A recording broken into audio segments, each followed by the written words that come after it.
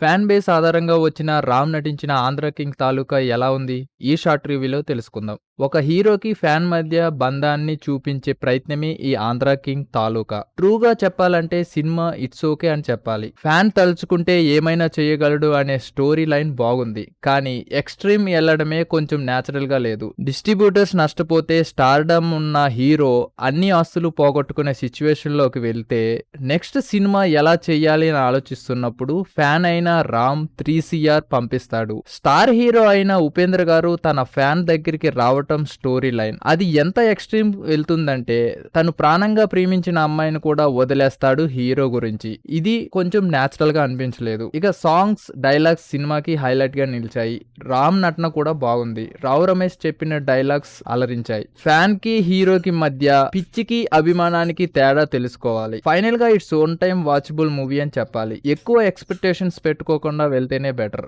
Review గానీ నచ్చితే please like, share, comment and subscribe to cine tiles.